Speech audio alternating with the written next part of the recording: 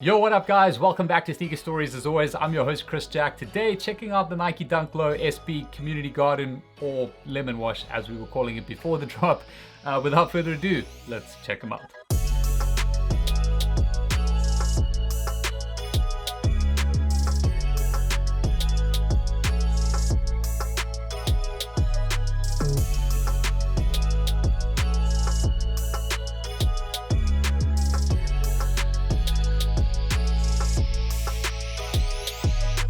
Alright, so first things first, huge shout out to Michael for hooking up this pair. He hit on the shelf life raffle, I didn't, so we got the pair for review, and then the minute I saw them, I knew instantly that I needed to get my own pair. So if you follow me on my personal Chris Jack page, you would have seen me put a post out, and shout out to Sahel in Durban for hooking me up my own pair of these at a very good price. So massive shout out to you, dude, really appreciate it. The shoes are just that good, honestly, straight off the bat. It was a shoe that I was a little bit iffy on when I first saw the kind of leaked photos from Sold by JC, etc. Just because I wasn't like 100% sure on how they were going to look in real life. However, as mentioned, saw them in hand first time on the release day from Michael, and yeah, damn, so good.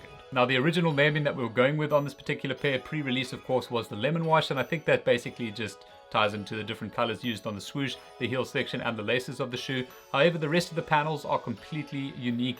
A whole bunch of variances between prints and sort of tie-dye effects on this eco-friendly or sustainable canvas, I think is what they're going with on this pair. This entire dunk was actually originally dubbed a Space Hippie dunk, and that was first associated to the pair when we looked at the outsole of the shoe and there was Nike grind present. You guys would have probably seen that Air Jordan 1 Zoom Crater, which came out. Similar kind of effect that was going on with that particular pair when it came to the outsole and of course the upper of the shoe. Just basically tying into Nike's drive into a zero carbon footprint with the sustainability program that they've got going, not just through the Space Hippie line, with a whole bunch of other products as well, which we've just seen recently drop, the MX-90, the Air Force Ones, etc, etc. The back onto the shoe itself, with the outsole, obviously you do have that Nike grind. It is a bit of a yellowish sort of sandy color underneath, and then flipping up into the midsole. This is done in a creamy kind of off-white sail color, obviously with the stitching, keeping it tonal over there as well throughout. And then just into the upper, call them poor man's Travis Scotts, call them whatever you want. But ultimately, this shoe is just, so good. And due to the production process of this particular pair, the paneling, the printing, the tie-dye, all of that kind of stuff is completely unique. So no two pairs will be the same, and that's just really awesome for me. Obviously, really great for fake factories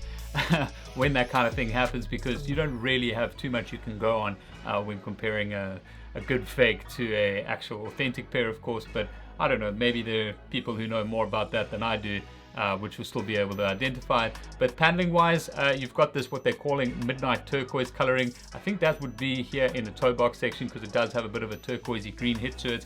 And then moving back into the mid panel, you've got these hits of yellow, these little flower patterns as well, which have just been stamped or printed onto that patch. And moving further back on the shoe, you'll notice things start to get a little bit more red on these panels. That is a cardinal red color that they've used here, and that's present in the toe box section as well. One nice thing I have seen on this particular pair, which caught my attention now, is the stitching used to stitch these individual colored panels in is obviously kept tonal. So you've got a complete variance of stitching color here versus the red here in the heel, the sort of lemon wash eyelet section over here, and then obviously the midnight turquoise in the toe box as well. So it really just kind of makes this mismatch of color, and obviously that's brought to life even further with these tie-dye sections and overlay prints of these little flowers throughout the shoe. Now, from a lacing perspective, one set of laces provided with the Community Dunk. These are that lemon wash color. I'm pretty sure that's lemon wash. I'm taking a wild guess here, that's lemon wash, but either way, they are this sort of yellowy color as it is. The tongue section itself is also done in that canvas material, also in the midnight turquoise coloring. At the top of that, you do have the Nike branding there, of course, done in this overlay in a red and cream color. And then just swinging around into the heel section, you've also got to that cardinal red embroidered Nike logo, which has just been embroidered into that lemon wash heel tab. And then just flipping inside to the sock liner of the shoe, that is just done in a more of a flat mesh, but it's also this midnight turquoisey color, or at least close to it, maybe a little bit darker. And then obviously the insole of the shoes, which are kind of stuck in here, so I don't really want to pull it out if I can. No, it's pretty much glued in there, but that insole is just done in a cardinal red with a lemon wash Nike swoosh logo printed over in the heel. Now, from a sizing perspective, just grab my own personal pair here, the UK 9. This is the UK 8. Obviously afforded me the privilege to be able to try on both sizes, as I do generally take like a half size down in Nike Dunk Lows. However, We don't get half sizes out here very often, if at all, so I've always got to choose either true to size, a UK9, or a full size down.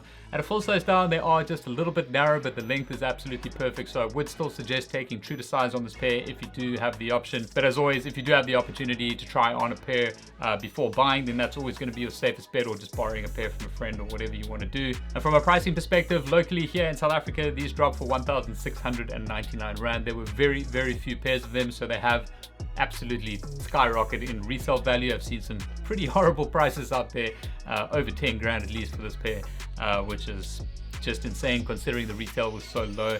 And that's always kind of the things with dunks for me, like you don't really want to pay too high resale on the pair because you kind of know it's so cheap.